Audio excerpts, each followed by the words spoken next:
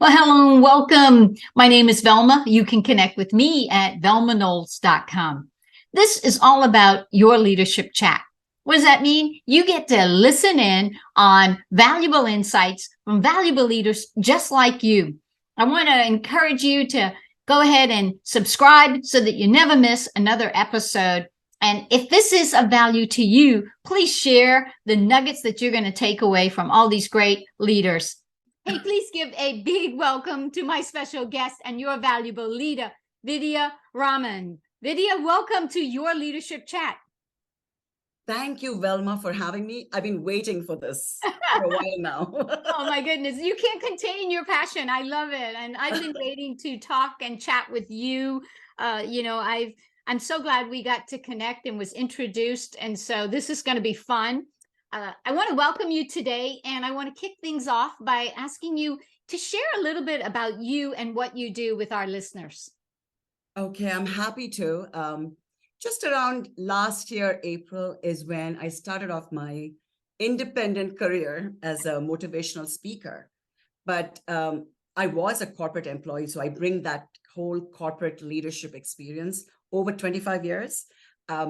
The passion, the reason I'm even here in this field of motivational speaking and coaching is because I discovered quite some time ago, while I still had a job, that I loved mentoring people. Yes. And my leadership and mentoring experience is what told me I need to take this full time on the road. And that's exactly what I'm doing.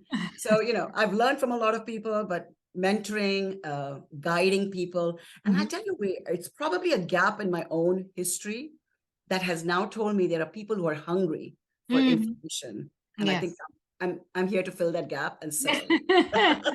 Well, you are. And you know what? You bring that, what I call leadership energy to the moment. And that's what people need, because energy is contagious. And so that's going to motivate people to want to listen to you as well. Okay. So you have your own business as of last year. What's the name of your business? Well, for now, it's Vidya Raman leadership programs, and all my leadership programs comes from my own personal growth, the growth of my mentees. Yes. So it's everything from communication connection to just developing yourself, investing in yourself. Oh, awesome. That's beautiful. Okay. Well, you know the drill. We're here to really talk about who is a valuable leader in your life, someone that has made an impact, that you would say, boy, it's because of this person or these people. Maybe it's more than one. It usually is. But who has made or is making, because they could still be making that tremendous impact that has helped you to be the person you are today. Tell us who that valuable leader is and why are they a valuable leader to you? You're right about having multiple figures in my life who molded me, but I have to start with my father. I grew up in India. My dad had truly a rags to riches story. Yeah. My dad started off in a poor village with almost nothing to eat. So he Wow. struggled. His life was hard, but he Yes. was extremely courageous, extremely. I couldn't even match him in that level, from a courage, tenacity, grit perspective. He was everything I could even dream of. But he's been an inspiration. And I would tell my children when they were writing college essays, write about your grandfather. What could be a more inspirational figure? My dad, while he was grooming us, he would always, aspire for what we need to be. And his whole story, and he would tell me things like, Vidya, I want to see you speak at the United Nations one day. Wow. And I would just smile. But I tell you, his aspirations, he's no longer with us, but his aspirations for us kind of stuck with me. And now only in hindsight do I look back and those words come back to me, especially during parts of my life where I almost wanted to give up, where I felt underappreciated, undervalued. That will come back and say, why am I settling? I was meant for more. So so that was my first inspirational. And then let me tell you, I also have leaders in the corporate world who I respected and admired. And there were some of them, I just loved certain behaviors, maybe not the whole package, but maybe I appreciated certain traits. And I would try to model myself after those traits. Some people were amazing with others, and I would watch them. I'm like, what are they doing for that connection? Sure. But in my adult years, I have to tell you, I had a indirect mentor, and you might even laugh at this. It's Oprah Winfrey. Uh, No, that's awesome. I'm awesome. I came to this country in 89, and I've been watching her show, and I've been watching her journey. Yeah. She is as authentic as it gets. She gets to Yes. be vulnerable. And Yes. I always felt she was such an amazing listener. Have you seen her? She'll get excited when somebody says something because Hmm. she's listening so she can Right. react well. And then the other thing is she always was growing. I could see her growth right in front of her Mhm. eyes. She was picking up whether it was a spiritual journey or Right. something. She would share it. She was so generous. As Yes. soon as she learned something, she was sharing. That kind of matched my own aspirations. Sure. And I said, that's how I'm going to operate. So she was Mm. being very influential. So yeah. And so those are the, I would say, in essence, people who inspired me, some leaders. And I tell you one thing, even managers, even if when I was moving up the career ladder late in my Sure. career, I saw some frontline managers who exhibited great leadership Hmm. in spite of hitting trouble, roadblocks, disgruntled employees. Hmm. They held it. So, in a way, I have to also give credit to some of the frontline managers Right. who were inspirational to me. Wow. Wow. What a journey. I mean, I love hearing about when it's your parents, when it's at home that it starts, and your father, just the words that he used to really speak over you for goodness and for blessings and for, Dale Carnegie says that you should give people a good reputation to live up to. And your I father did that. He said, "Oh, Lydia, Vidya, you need to be speaking at the United Nations. What a reputation to live up to, right? yes, You yes, I know, love that. I'm so yeah, happy you brought up Dale yeah, Carnegie. That's yes, yes. wonderful. Hands down to Dale Carnegie. That whole Dale Carnegie experience changed my life. It was a big part of my turning point to on the journey to be the valuable leader myself. And then you went into business and corporate, and we have. I love how you really pulled out the point that you said there were certain traits, and you looked for the ones that were, good, that you said, this is a great trait and I want to model that. I want to follow that.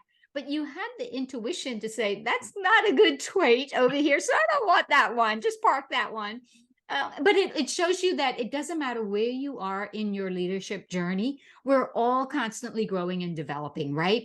There's no perfect leader, right? Yes, yes, yes. And you have to be an observer of people and Yes. like listen with intent.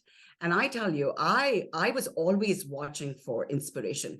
I tell you, the one regret I have early in my career when I was struggling to make a difference and get ahead, Right. um, I didn't go reaching out for a mentor or Right. a coach. Hmm. And now I tell people, don't be me because it took a lot longer to get Hmm. to where I wanted to go. Exactly.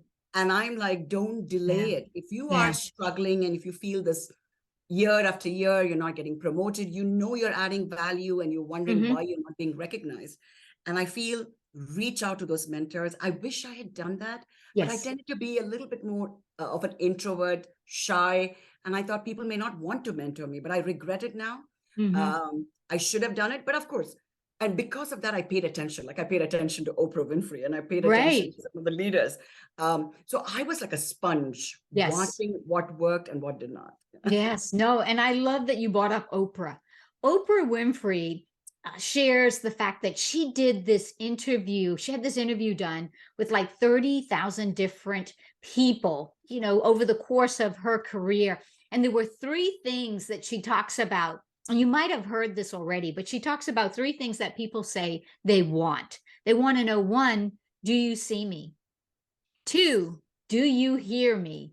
And three, does what I say matter to you? And it Oh, goes right back to what you're talking, when you say, if you feel like you're not valued or you're undervalued or underappreciated, and you're working really hard and you're successful in, the work that you're doing in your projects, but you're not getting promoted, you're not moving forward, seek out a mentor or a coach to help you. Yeah, I love it. yes, yes. And I tell you this, not feeling respected. I'm so happy you brought up that story Mhm. because I tell you, people want to be heard. Whether Yes. you, even as a manager, if you want to follow, even if you say, there are certain restrictions. You can't follow through on a certain demand. Right. Listen and listen with intent, be respectful. Mm-hmm. They're coming from a place, hear them out. And Mm-hmm. if you give them an honest answer as to Right. why it cannot happen, I tell you, they'll walk away a lot happier than they walked into your office. Yes. And people are sometimes skirting the issue, not being straightforward. And I feel it never works because I think managers need credibility. Right. Be honest. Right. By the way, walk your truth. I always feel before you lead anybody else, lead yourself. Exactly. Because if you don't model behavior, nobody's going to follow you. Mm-hmm. They're just going through the motion. So I think respect what Oprah says. People want to be listened to. Yes. Really, and that to deeply listen to, you know. Yeah, yes. And I always share, and you hit it on the head there. People want to be respected, and you have to first respect yourself. Leadership is an inside job. You have to look inside first, because you cannot give something that you don't have. If your bucket is empty on leadership and the qualities of being a valuable leader, how can you serve others? It's just hard for you to do that. I mean, next to impossible, because you don't have. Yes, So, I love that. Yeah, you can't be running on empty and trying to be somebody else. You just exactly. can't. Right. Yeah. Because when people, I always think of it like, it's like the socket in your the electrical socket in your house. When your team members plug into you, if your power is off, they're getting no energy, no passion, no motivation that you talk about. And they're like, what happened to my leader, that I look to give me hope? Leaders are dealers in hope. Zig Ziglar says that. Yes. Leaders are dealers in hope. I love it, love it, love it. Yeah. Well, awesome. So you know the qualities of what it takes to be a valuable leader, because you've had multiple examples, beautiful examples of people that have impacted you and continue to impact you. I mean, you're still on your journey there, and there's so many others we could talk about.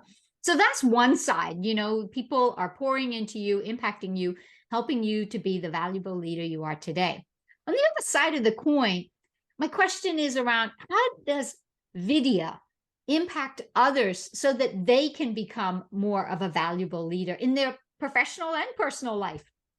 Right. No, I'm first of all grateful for as much as I felt I suffered, and I'm going to use this word, suffered, early in my career.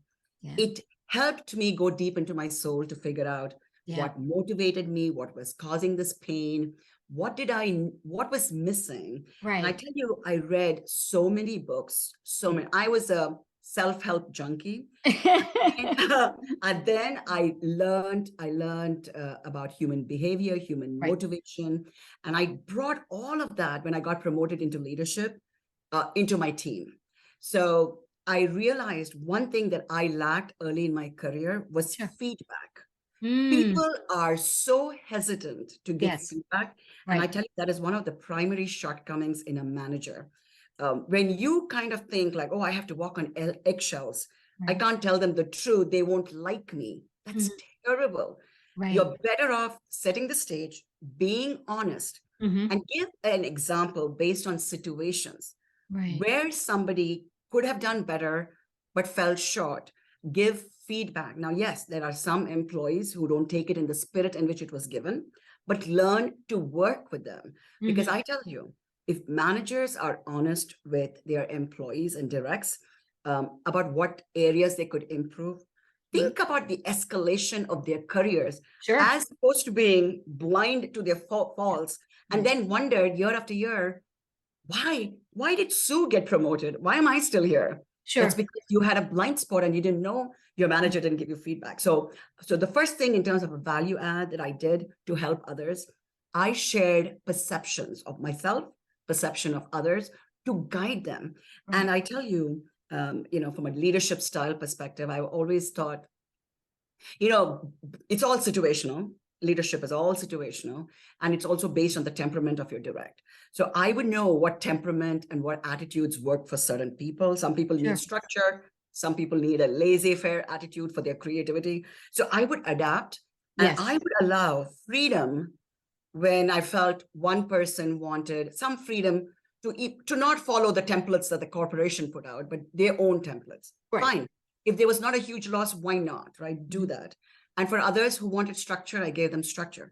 But I tell you one thing, to make them more resilient. Now, some managers, again, are shirking their responsibilities when they don't hold people accountable. If Wow. I am in the business of developing people, Mhm.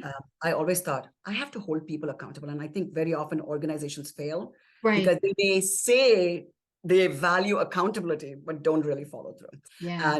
And people have gotten away with a lot of wasted dollars, wasted time, poor promotions, picking the wrong people, you name it, right? But I would always teach them skills like, of course, respect, know yourself kind of a thing, and then Yeah. accountability. So I kind of changed based on the situation because most managers, and I know this may resonate with some of your listeners, Velma, there are managers who are working in pressure cooker environments. Right. They have their own day job, Mhm. lots of responsibilities. They have directs under them.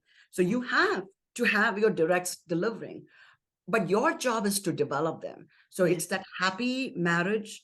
You got to bring both in, and they got to say, you know what, my manager means well. They want to help me. They're helping Mhm. me grow. So Mhm. that's why I explain every time you share a task, explain why they're working on something. Because Right. when people don't know the why, they are like not that committed to getting something done on time. Mhm. Explain how it aligns with the company's goals Right. and why you want them to get something done by Friday. Mhm. But when the time comes, be kind, be generous, lift them up, but don't coddle them Yeah. because you Right. want them to grow. Yeah, no, and you've hit on several nuggets in there. The fact that we need to give feedback. And I think one of the struggles that I've seen, and I've taught this in my, university, with my university classes and the students there, is how do you give constructive feedback? Because some leaders don't give feedback because, like you said, they're busy, burning down, bridges and trying to run at 100 miles an hour, but they don't give the feedback. They're just expecting this pressure cooker environment to keep going.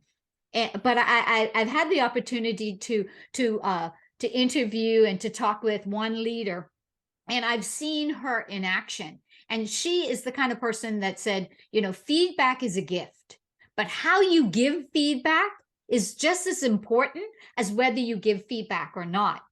People immediately will gravitate towards what you said were areas of improvement. So Right. how I would end my conversations were, remember, I know what you're going to do next. You're going to sit and obsess about what went wrong. Do Yes. not.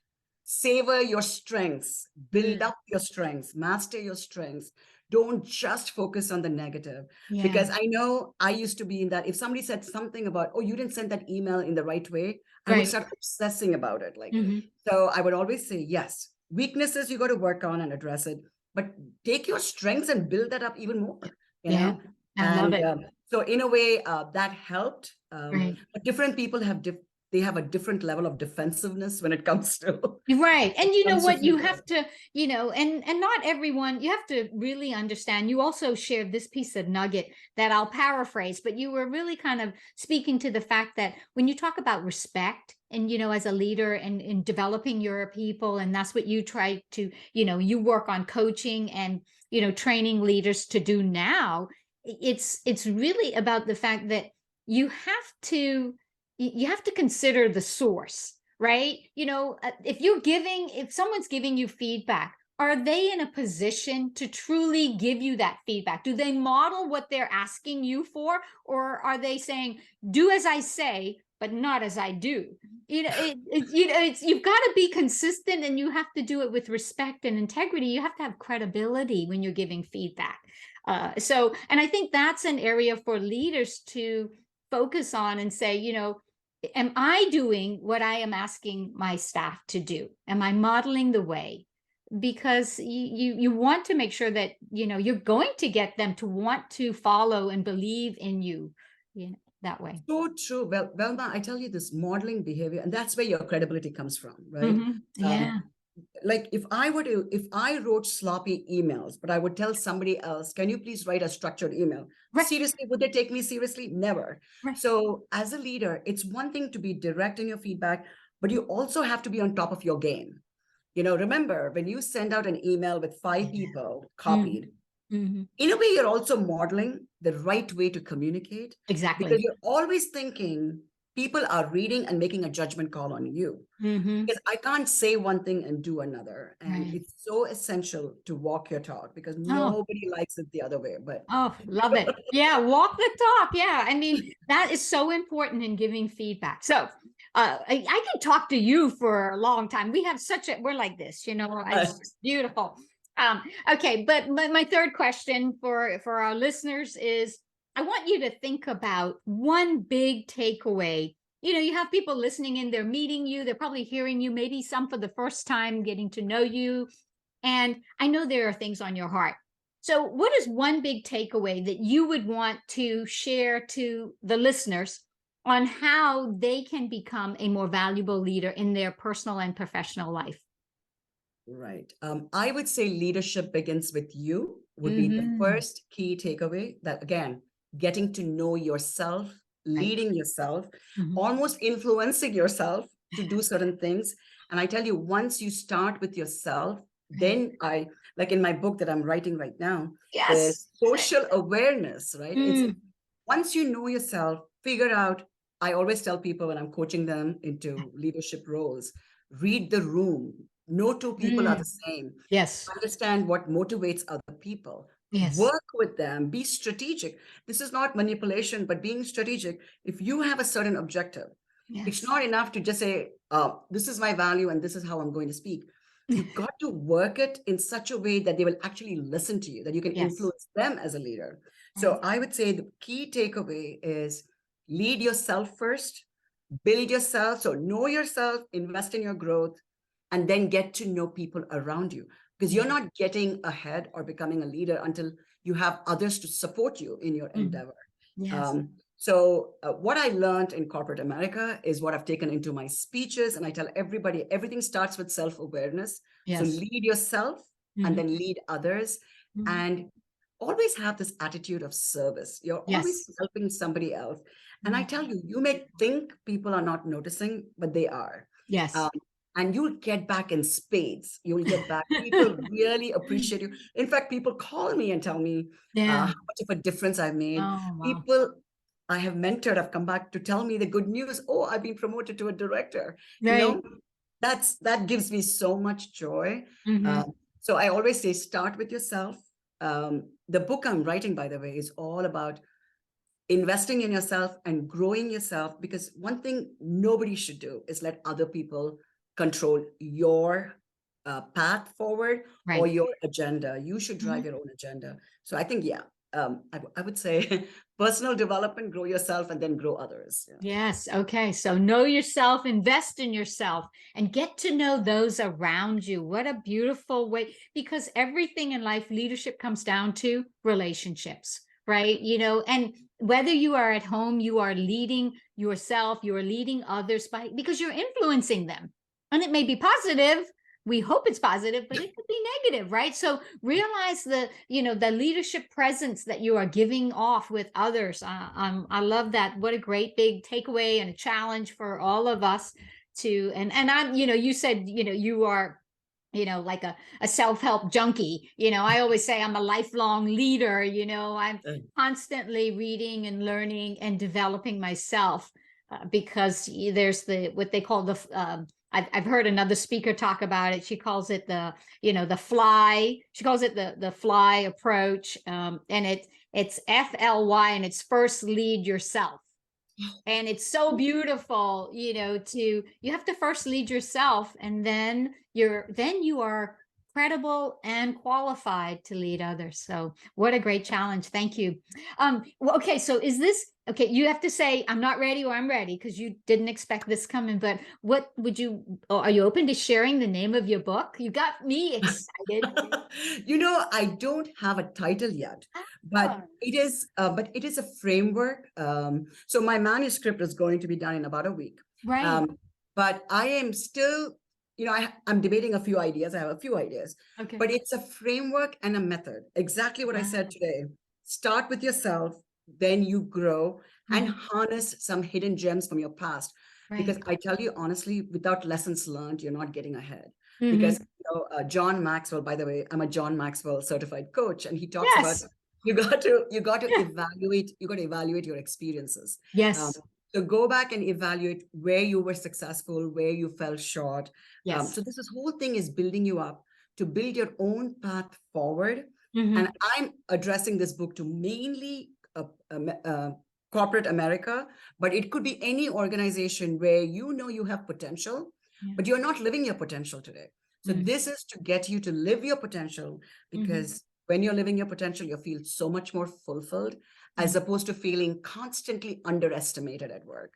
So Yeah. this is building you up to actually reach your goal. And I'm actually going to accelerate the path forward because Okay. I'm going to open everybody's eyes to their blind spots, to figure out how to work the organization, the people, but do it with an open heart, with the spirit of service. So there are going to be some nice, cool nuggets that anybody can use to Yes. accelerate their careers. Oh, okay. Well, we're going to have you back when, when the book is out, and just kind of talk through the book and give you an opportunity to share a few things, and then allow people to be able to connect and get more from the book and get more from you. But wow, I'm excited for you. And, it's always good when you're writing something and, then you see it come to, life, and you're able to share that. I have a client now, and he's so excited. He's got his, book coming, and it's been a year in the making, and he's got a book coming and releasing actually this month.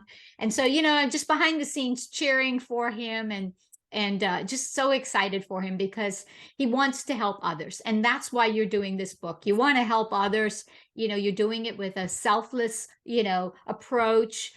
You want to just serve others. And that's just beautiful, because that's modeling leadership. Thank you. That's at least that's my goal, to help as many people as I can help. Oh man, I love it. And I'm so glad we're John Maxwell certified team members. It's so virtual hug. Consider your hug virtually hugged here, because that's what we do when we're together. We just hug each other, and it's like just being a part of such a strong community. And so I'm just so blessed to be able to connect with you virtually. And I know we're going to do it, well, as I call, in skin. We're going to literally meet in skin, and it'll be like we're old friends.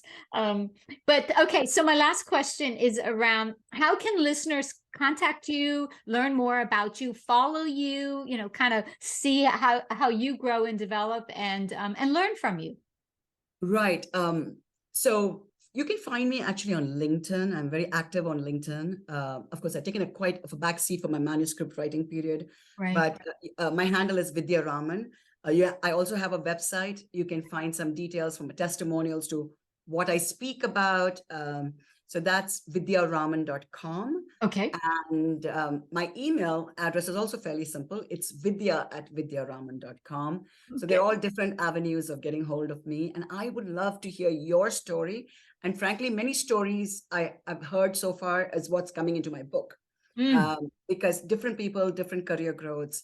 Yes. I love being inspired and to think of situations differently. So Yes. I would learn as much as you would probably from me. So that's the kind of conversation I invite all the time. Yeah. And that's about it. But Velma, I have to say thank you. I'm so grateful, deeply, deeply grateful for this opportunity. Thank you. No, you know what? It's mutual. I am so humbled that you took the time and, was willing to sit down with me and share with everybody that's listening in as well. You are just a joy, and I love your passion.